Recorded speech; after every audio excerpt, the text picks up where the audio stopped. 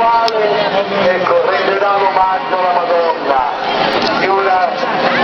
Il cammino processionale va oltre e c'è tutta una città qui attorno a Maria, ma è come se avessimo tutti allungate le braccia, allungate le nostre invocazioni e sentite sottofondo le campane dello Spirito Santo e questo scrosciante applauso.